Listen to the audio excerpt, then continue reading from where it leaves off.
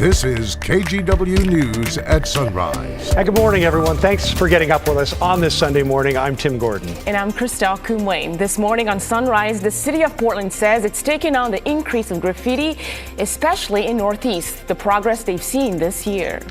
Plus, health experts say this flu season could be rough. What they're saying about kids and both the flu and COVID vaccines. But before we get to all that, let's check in with Keely Chalmers for a quick look at the forecast. Keely? Hey, good morning. Yeah, we've got a cold, we have got a foggy, and we have got a potentially sort of slick Sunday morning forecast for you. Let's take you outside right now to our Wells Fargo sky cam where, yes, you can clearly see it is foggy out there this morning. We're sitting at 35 degrees, so very, very chilly. Let's take a look at that visibility out there. It is low, down to about a quarter of a mile here in the metro area.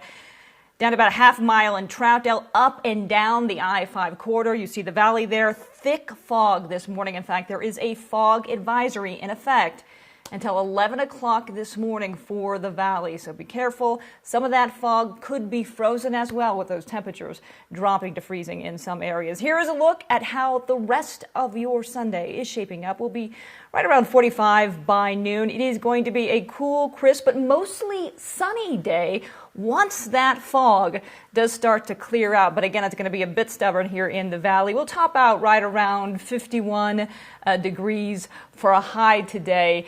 But we are staying dry. We do have rain in your extended forecast. We'll talk more about that coming up in just a bit. All right, Keely, thanks a lot. Yeah, it's very foggy out there this morning driving in. Well, graffiti in Northeast Portland is a big problem. You know, it got worse during the pandemic, but now the city feels like it's starting to get a hold of it.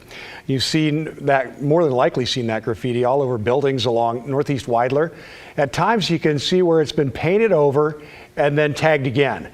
The officer that handles graffiti removal requests increased by more, says that those requests increased by more than 300% at one point last year. The Office of Community and Civic Life uses its own staff and contractors to paint over graffiti. Things have started to stabilize and they're getting a handle on the problem. We actually are back to our normal response rates, which is an average of 3 to 5 business days. Which is different from the year before, which was 3 weeks. Business owners are part of the solution, specifically if they communicate. If your business has been hit, they need you to let them know of a problem, then they can react.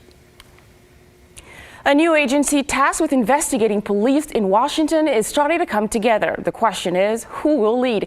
That decision will get made in part by two people with very different backgrounds. Governor Jay Inslee will ultimately select the candidate from a short list, but that list of candidates will be picked by a police chief and a person whose son was killed by police. Tukwila Police Chief Eric Drever and Fred Thomas are leading the search for the director of the newly created Office of Independent Investigation. The state agency will examine every case when police kill someone. There has been narrative out there about, well, you know, it's just a few bad apples. And I know I'm stealing this quote from somebody, but, you know, shouldn't we be the one profession where we have no bad apples? The same lawmakers who established this new office say next year they want to give independent prosecutors authority to make charging decisions in deadly police incidents. Right now, the decision is made by county prosecutors. In southern Oregon, state troopers seized what they're describing as an epic amount of illegal marijuana, 500,000 pounds. Oregon State Police served a search warrant in White City, Oregon, at 5 industrial-sized warehouses. Investigators estimate the 500,000 pounds of seized marijuana has a street value of around $500 million. Police detained, interviewed, and released more than 100 people. Some were migrant workers living on the site without running water. School districts are still trying to fill big staffing and substitute teacher shortages. That's why an Oregon commission recently changed the rules, waiving the need for a bachelor's degree to help school districts attract more substitute teachers. Christine Perawanich takes a look at how it's going so far. It's been a little over a month since a rule change that dictates who can become a substitute teacher. The Oregon Teacher Standards and Practices Commission, or TSPC, made the change and is now issuing emergency substitute teaching licenses. Yeah, for the emergency substitute license, the minimum qualifications are a high school diploma. My name is Brian Turner. I am the Director of Recruitment and Staffing for Salem Kaiser Public Schools. Turner says the state commission only requires those applying for the special license to be 18, but the district has an additional requirement, a high school diploma. Even so, they're adding substitutes to their pool every day. I think that we're seeing light at the end of the tunnel, thanks to TSPC and the emergency license. That's been a big hit. Turner says more than 110 people have applied to become substitute teachers in the last month, with 15 people already in the classroom with an emergency substitute teaching license.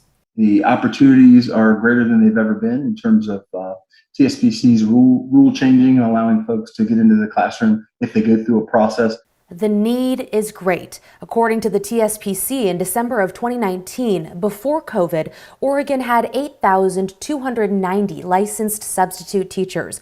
As of September of this year, that number is down to 4,738. Add positions other than substitute teachers, and the need is even greater.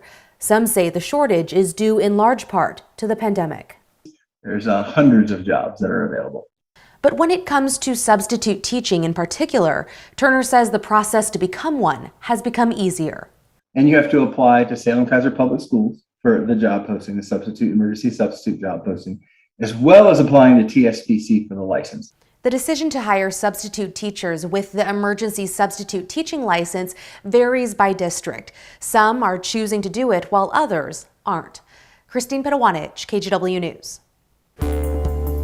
And turning to the pandemic now, local kids 5 to 11 years old are getting their COVID vaccines. One place it's happening is at Legacy Health's Randall Children's Clinic. Vaccines are free and the check-in process there is quick without much waiting, really. Trained professionals help make it run smoothly. This vaccine is our greatest tool to reduce risk of COVID infections in children, reduce complications of COVID-19, and to reduce those interruptions that have really affected them in profound ways. Now, that doctor also emphasized how safe the vaccine is and encouraged people with concerns and questions to talk with their primary care physician. Meantime, a public health doctor in Southwest Washington is concerned about low vaccination rates for kids. We're not just talking COVID, we're also talking the flu. He tells me now is the time for both vaccines. The flu season is upon us, and so far it has been quiet in the Northwest. But experts expect when it hits, it will likely be big. They predict there could be as many as 600,000 hospitalizations in the U.S. this season, compared to an average season with 200,000. That's why I'm here today, for me to make a plea for everybody to get the flu vaccine. Dr. Alan Melnick is Public Health Director for Clark County and the health officer for other counties in Southwest Washington as well. He is concerned that in Washington state, flu vaccinations are down 25% from this time last year for kids from 6 months to 5 years old. Why? The doctor can only make an educated guess. And yes, COVID-19 is part of the answer. Overloaded the healthcare system. There may be fewer visits for it. Maybe the politics have something to do with it around, it's always been a struggle to get flu vaccination rates up. But Melnick says it could be a particularly bad time to get the flu with other ailments out there, the coronavirus at the top of the list. This is a time of year when other respiratory viruses begin to circulate, which is even more reason why anybody who's eligible for flu vaccine and anybody who's eligible for a COVID-19 vaccine should be vaccinated. And because last flu season was super light, our immune systems may be more susceptible to getting it this year. So health professionals say if you've waited, wait no more and get the flu vaccine for you and your kids. Flu vaccine is eligible for anybody over the age of 6 months. Everybody over the age of 6 months should get flu vaccine. And Melnick says if you're eligible and haven't gotten vaccinated for the coronavirus, get that too, for yourself and your community.